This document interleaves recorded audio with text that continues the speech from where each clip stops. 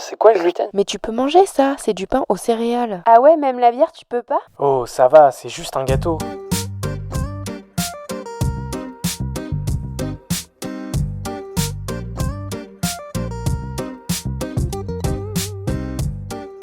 Bienvenue dans le Gloomy Club.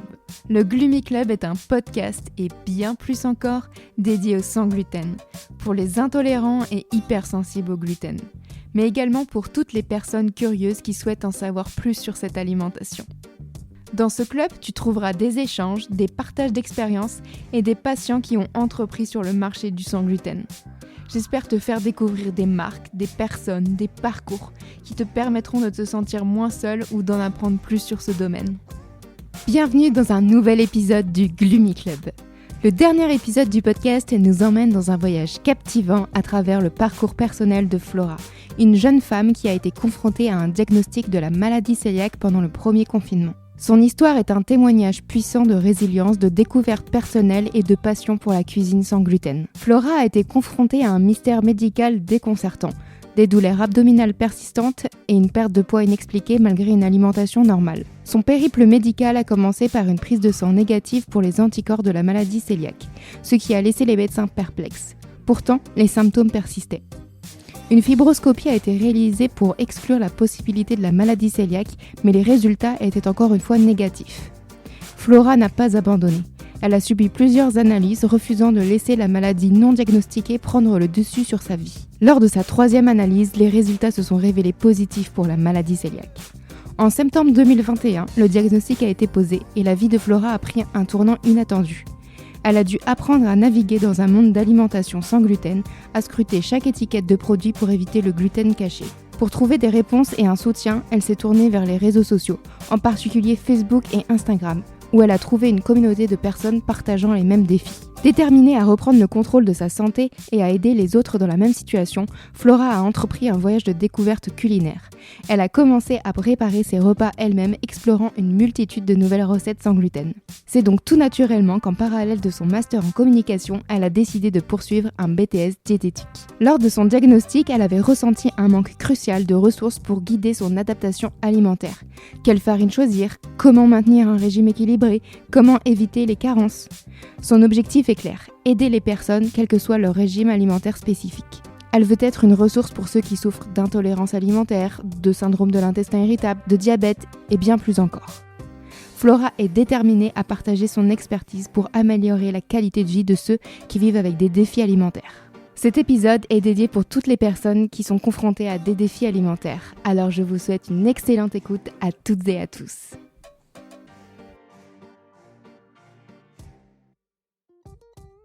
Bienvenue Flora dans le Gloomy Club. Bonjour, merci. Je suis ravie de t'accueillir aujourd'hui pour qu'on puisse parler un peu de ton parcours. Du coup, je veux bien que tu me parles un peu de ton diagnostic, de la maladie cœliaque que tu as eue il y a 2 ans, si je ne dis pas de bêtises. Oui, c'est ça, il y a 2 ans. Donc en fait, ça s'est fait pendant le premier confinement où je commençais à avoir des grosses douleurs à l'estomac et je perdais du poids. Donc c'est vrai que moi, je me rendais pas compte que je perdais du poids, mais c'était vraiment mes proches. Et pourtant, en fait, je mangeais normalement. Donc j'ai été voir du coup mon médecin généraliste qui m'a prescrit des pansements gastriques donc à prendre pendant un Ok. mois. Donc c'est vrai que je les ai pris, mais ça a rien changé du tout. Et j'avais toujours aussi mal au ventre et je perdais toujours autant de poids. Donc c'est vrai qu'à ce moment-là, le médecin m'a dit d'aller prendre rendez-vous chez une gastro-entérologue, donc il m'a conseillé. Donc je me suis rendue chez la gastro-entérologue, on a fait un petit bilan, échographie, tout ça. Donc c'est vrai qu'elle a rien trouvé. Donc j'ai fait Ouais. une prise de sang pour le sans gluten et la prise de sang a été négative. Donc Ok. j'ai dû refaire après une gastroscopie Ouais. en juillet 2020. Sauf que lors de la fibro, les résultats se sont montrés négatifs pour la maladie cœliaque. Donc en fait, je Ok. savais toujours pas au bout de, on va dire, de la 2e analyse que j'avais de la Ouais. maladie cœliaque. Et c'est vraiment au bout de la 3e analyse, donc j'ai dû refaire une fibroscopie en plus pour savoir que j'avais la maladie cœliaque. Donc c'est vraiment au bout du 3e examen que j'ai vraiment su ma maladie.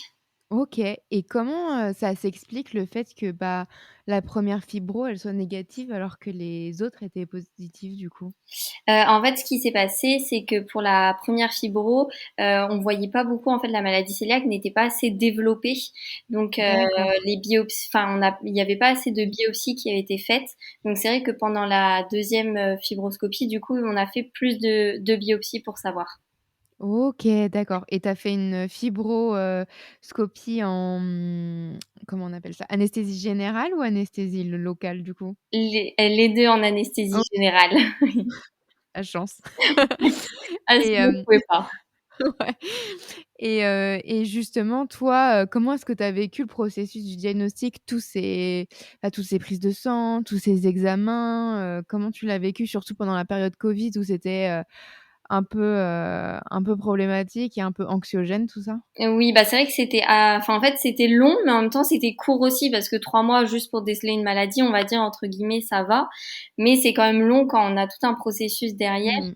Donc c'est vrai que quand j'ai fait la prise de sang au début, je me suis dit, bon, le sang gluten, je vais peut-être commencer à me renseigner un peu, je sais pas trop. Mmh. Après, une fois que j'ai eu les résultats de la prise de sang, je me suis dit, bon, bah, on va dire ça va, mais en même temps, j'ai encore des douleurs, donc qu'est-ce que c'est ces douleurs? Après, il y a eu la fibroscopie, donc j'en avais jamais fait ni rien, donc c'est vrai que déjà un peu de stress par rapport à ça. Et après, je me suis dit, bon, bah là, on n'a pas encore des bons résultats, je suis obligée d'attendre encore, donc c'est vrai qu'on passe un peu par plusieurs émotions et on sait pas réellement comment réagir tout de suite non plus. Ouais, c'est ça, Mm. et justement, quand tu as, la prise de sang qui est négative, pour la maladie cœliaque, malgré tes symptômes, enfin, qu'est-ce que tu te dis à ce moment-là? Est-ce que tu te dis: «Est-ce que c'est quelque chose de plus grave?» Enfin, après déjà maladie cœliaque, faut connaître aussi Oui, déjà. bah, c'est vrai que de base, je savais pas, je connaissais pas ce que c'était. Donc j'ai été Ouais. me renseigner et puis après quand c'est vrai que j'ai vu la prise de sang qui était négative, je me suis dit, bah, mon premier sentiment, c'était quand même la joie. Je me suis dit: «Super, Mmh je vais pouvoir continuer à manger ce que je veux, je vais pas être embêtée, ça va être bien». Mais après d'un autre mh. côté, bah, c'est pareil, on se dit, «Pourquoi aussi j'ai ces douleurs? Si c'est pas normal d'avoir ça, de perdre autant de poids alors que, entre guillemets, je me sens bien, quoi». Ouais, c'est ça, et justement quand tu as eu le diagnostic, est-ce que ta gastro, elle t'a suggéré d'aller voir un diététicien, un nutritionniste ou quelqu'un justement pour, t'accompagner dans cette nouvelle alimentation? Bah, c'est la première question que je lui ai posée. C'est direct quand j'étais avec ma mère à ce moment-là, pendant le rendez-vous, et puis elle m'a dit que j'avais la maladie. Et là, vraiment, la première question qu'on lui a posée, c'était: est-ce qu'il y a quelqu'un qui peut m'aider à faire mon Mmh. alimentation? Parce que c'est vrai que on peut avoir des carences, tout ça, et puis Ouais. connaître au final le gluten où ça se trouve, parce que quand on voit dans les additifs, peut y en avoir. Enfin, c'est vrai qu'il y en a partout. Et puis au final, c'est là où elle m'a dit: «Non, j'en connais pas forcément dans le secteur». Donc Ouais. je me suis sentie un peu seule à ce moment-là. Et justement, à ce moment-là, donc c'est septembre 2021 où tu as ton diagnostic. Est-ce que ça a changé, ton approche justement de la nourriture? Donc, déjà commencer à regarder toutes les étiquettes et de refaire, en fait, l'ensemble de tes menus, quoi?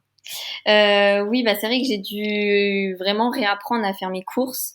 Mmh. Et c'est vrai que là, en fait, le premier jour où j'ai eu la maladie cœliaque, je suis allée directement dans le magasin et je me suis dit: «Qu'est-ce que je vais pouvoir acheter?» Donc c'est vrai que je suis sortie de là avec, des paquets de pâtes, que j'ai Ouais. trouvés sans gluten, et après j'ai pris des fruits, je me suis dit: «Bon, ça je peux manger au moins, il y a pas de souci». Mais c'est vrai que je me suis sentie vraiment perdue et bah, j'ai pris le temps de lire vraiment les étiquettes, et aussi j'ai trouvé sur, Facebook, des groupes, Mmh. tous sans gluten, des choses comme ça. Donc c'est vrai que ça aide énormément, et même après je me suis renseignée aussi sur Insta, j'ai vu tout ça, et puis, bah, c'est vrai qu'au final, c'est par là où j'ai pu découvrir, on va dire, entre guillemets, «l'alimentation, sans gluten». Mais au début, ça a été compliqué quand même. Les 3 premiers mois, Mmh. de refaire une alimentation, de comprendre déjà le sans gluten où ça se trouve. Donc c'est vrai que ça, c'était assez, ça a été le plus compliqué. Mais maintenant, 2 ans, presque 3 ans, Ouais. bientôt, ça va. Je le vis un peu mieux sur, l'alimentation.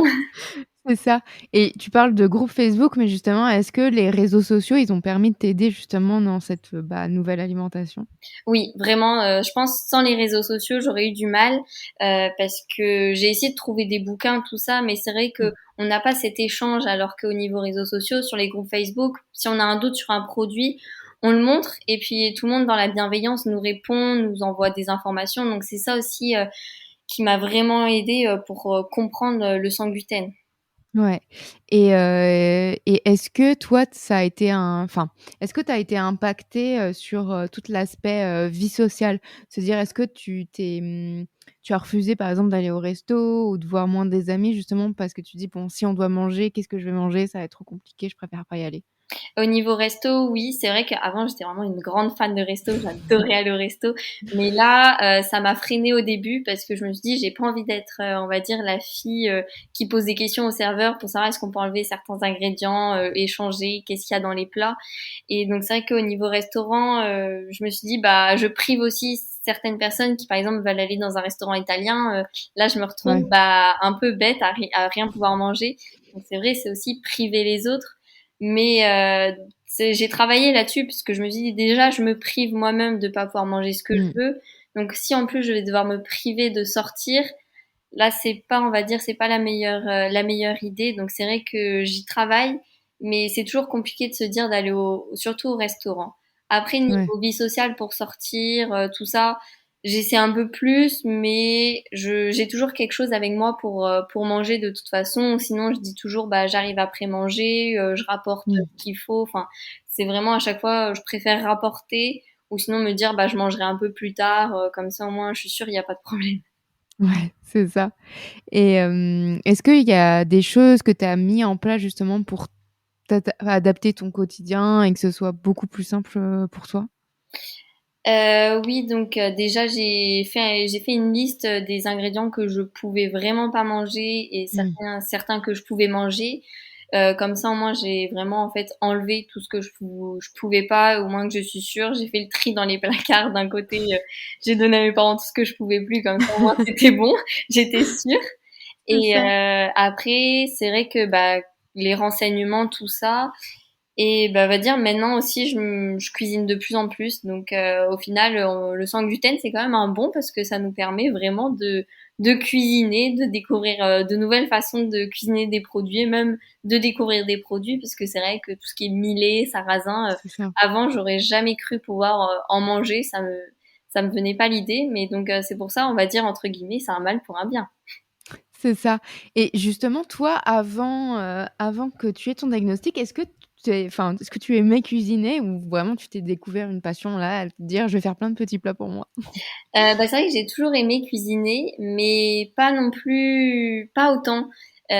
Et là, c'est vrai que depuis, je me suis dit, «Bah, c'est bien, en fait, je me prépare mes petits plats, je suis contente de les manger parce que, bah, je les fais avec amour quand même».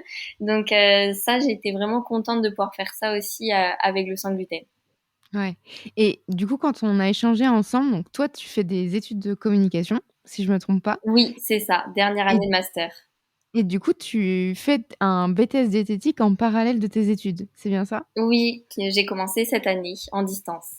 Et du coup, comment ça se passe? Enfin, comment tu t'es dit: je vais faire un BTS diététique en parallèle et puis let's go»? Et du coup, ce qui s'est passé, c'est que, bah, comme je l'ai dit tout à l'heure, quand j'ai eu mon résultat pour la maladie cœliaque, j'ai vraiment eu personne pour me conseiller. Mmh. Donc, je me suis sentie seule de pas pouvoir discuter vraiment avec une personne en physique pour m'aider à faire mes repas, tout ça. Et c'est vrai que quand on voit le sans gluten, donc au niveau des farines, on peut remplacer avec farine de pois chiches, farine de coco, enfin vraiment énormément. Et c'est vrai que je me disais, bah, en fait, est-ce qu'elles sont bonnes aussi pour nous? Est-ce que les farines, on peut bien, comment bien les utiliser, tout ça?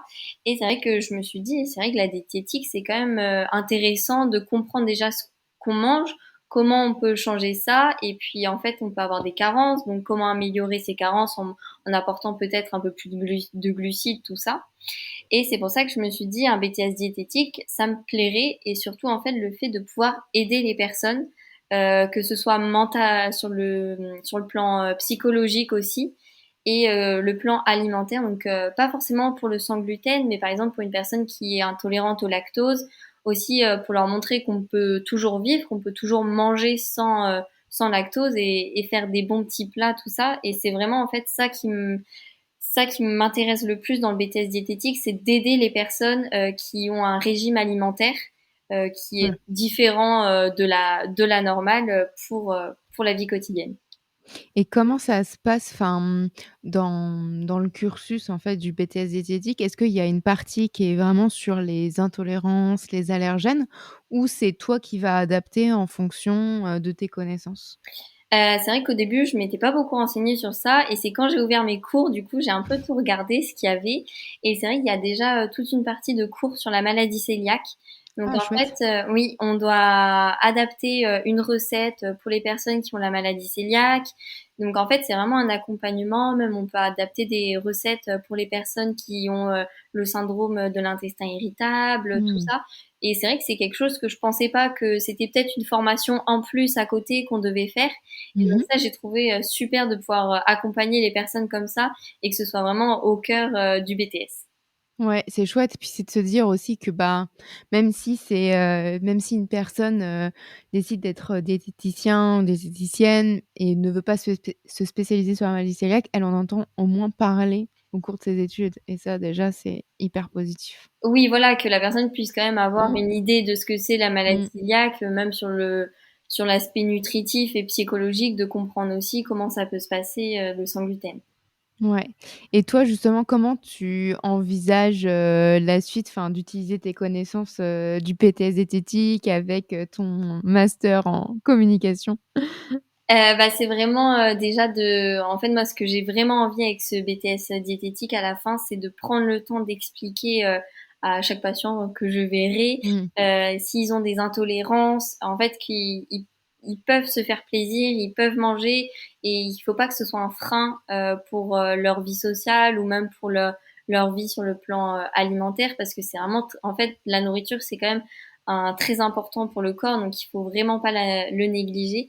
Donc c'est vraiment en fait faire un accompagnement et c'est ça ce que j'aimerais mettre en avant, c'est de pouvoir Mmh. les accompagner et les aider et surtout de dire bah, s'il y a besoin de quelque chose, on est là aussi pour vous aider parce que moi-même je suis dans cette situation donc je connais bien comment ça se passe et parfois que c'est assez compliqué quand on est à l'extérieur de la maison, C'est ça. quand on va chez des gens, c'est ça qui est pas facile donc leur montrer qu'on peut s'adapter tout le temps. Ouais et justement, tu as des, alors c'est peut-être encore un peu tôt par rapport au début de ton cursus, mais est-ce que il y a une partie justement sur tout ce qui est IGBA, pour éviter justement les indices glycémiques trop élevés? Oui, il y a une partie qui est dédiée à ça. Donc c'est vrai que moi-même, je me suis intéressée. En fait, je me suis intéressée à tout ce qui était nutrition, parce que je me suis Mmh. mis du coup sur un groupe Facebook IGBA pour savoir. Et c'est vrai que c'est là en fait que j'ai vu au niveau des farines. Donc par exemple, la farine de coco, c'est IGBA, la farine de noisette, c'est IGBA. Donc c'est pour ça en fait ça. Je me suis dit bah tout ça c'est intéressant puisque même pour les personnes qui ont des régimes type diabète, Mmh. etc. C'est pour ça que tout ça en fait faut le savoir. Et au final, c'est du sans gluten aussi. Donc même pour une personne, on va dire, qui mange du gluten, parfois à certains moments, faire du sans gluten, ça peut être intéressant dans la pâtisserie ou limiter les pâtes, tout ça. Ouais et justement toi, bah, en fait cette nouvelle partie, bah, de ta vie, ça te permet aussi de faire des modifications dans tes recettes, dans les plats, dans tout ce que tu fais, en fait, aussi pour toi? Ah oui, vraiment, au final, là, je me rends compte que avant, j'utilisais souvent des mix de farine tout simple, mais maintenant, enfin, je me les prépare moi-même. Ouais. Donc, c'est ça en fait. J'aime bien en fait. Au final, c'est ce que j'ai dit, c'est un mal pour un bien parce que ça me permet de découvrir d'autres façons de cuisiner et c'est vraiment en fait une nouvelle passion que j'ai trouvée, tout ce qui est cuisine et pâtisserie. Ouais et je sais pas, du coup, si depuis ton diagnostic, tu as voyagé dans d'autres pays pour, explorer un peu le sans gluten ailleurs? Oui, et j'ai fait un peu, j'ai fait tout ce qui était Espagne, donc là-bas, j'ai pu remanger un McDo et un Burger King, donc là, j'étais très contente. Et sinon, après, j'ai fait aussi Agadir, donc au Maroc, et dans un hôtel où vraiment, en fait, c'était super. Et on m'apportait du pain sans gluten, des pancakes sans gluten le matin, donc en fait, je me sentais comme à la maison, et là, c'était vraiment bien. Ouais, c'est vrai qu'on en avait discuté ensemble et on s'était dit: «Oui, Agadir», on se dit: «Ouh là là, j'ai pas trouvé, de sans gluten» et en fait, c'était vraiment adapté, ce Et que en tu as fait, trouvé, hein. c'était l'une des Ouais, meilleures destinations avec l'Espagne où j'ai pu trouver du sans ouais, gluten, ouais. Donc trop franchement chouette. et ça fait plaisir de se dire: «Ben, on voyage, mais en fait, on n'est pas On Restreint, peut ouais. toujours autant voyager, même Mmh. si on n'a pas même si on mange pas de gluten. Donc c'est ça qui est bien. Ouais, trop chouette. Et justement, toi, est-ce que tu as des recommandations pour d'autres personnes qui vont découvrir leur diagnostic et qui doivent justement adapter leur alimentation? C'est déjà qu'il faut pas avoir peur de tout. Si on leur demande de faire des examens médicaux, tout ça, c'est vraiment qu'il faut pas avoir peur de les faire et qu'il faut y aller puisque on va dire on peut toujours faire en anesthésie générale, donc ça Mmh. va. Et il faut le faire de toute façon, il n'y a pas le choix. Et après de leur dire il faut vraiment demander de l'aide si on n'est pas tout seul, puisqu'il y en a de plus en plus qui sont soit allergiques, intolérants, qui en mangent de moins en moins. Donc c'est vrai qu'il faut toujours demander Mmh. conseil, regarder surtout sur les réseaux sociaux. Maintenant ça va vite. Donc Mmh. regarder sur les groupes Facebook, en fait, un peu comme ce que j'ai fait. Donc vraiment, je leur dirais de pas s'isoler et de plutôt aller voir les autres pour trouver des conseils dans le sans gluten. Trop chouette. On arrive à la dernière partie du podcast, la gloomy party. Mhm. Je voulais savoir quel était ton plat préféré sans gluten? Mon plat préféré, c'est le risotto aux champignons et au parmesan. Ça, on valide. Ouais. En plus, c'est naturellement sans gluten, donc Oui, franchement, donc en plus, c'est parfait. ouais. Ton restaurant préféré sans gluten? C'est le Little Nona à Paris. Ah, il est tellement recommandé celui-ci. J'ai mangé je pense, les meilleures pâtes et pizzas, même que je mangeais avant avec gluten. Et bah franchement, les pâtes sans gluten là-bas, elles sont très bonnes. Hein. Trop bien. J'ai hâte de tester parce que je n'ai jamais testé Little Nona. Ah Donc c'est bah sur ma vraiment, to-do alors list. là, c'est très bon. Hein. Je vais dans 2 semaines, à Paris, donc il faut que je réserve absolument pour pas l'oublier. Ah bah oui. Et en plus, j'ai même réussi à porter mes copines qui étaient avec gluten Ah là-bas ouais, et qui ont aussi adoré la pizza et les pâtes sans gluten. trop chouette. Ton compte Instagram préféré sur le sans gluten? C'est Zoé Nouglu. Oui, alors Zoé, pareil, elle a été beaucoup recommandée avec toutes ses recettes hyper faciles à faire, c'est vraiment, Oui, bah en fait, c'est ça, parfait. c'est tellement facile à faire, donc comme ça, on peut s'inspirer, donc c'est bien. Trop chouette. Et ben merci beaucoup Flora pour ton témoignage. Oui, bah merci aussi à toi. Merci d'avoir écouté cet épisode. J'espère que vous avez passé un bon moment. Vous pouvez retrouver tous les liens sur le site gloomy-club.fr. Si vous avez des idées de sujets, n'hésitez pas à me suivre et à m'écrire sur Instagram. Abonnez-vous au Gloomy Club sur votre plateforme de podcast préférée. Afin de soutenir le podcast, laissez une note et un avis sur Apple Podcast. Cela permet de faire connaître le Gloomy Club. Je vous dis à la semaine prochaine pour un nouvel épisode. Bye! I'm on top of the food chain, watching you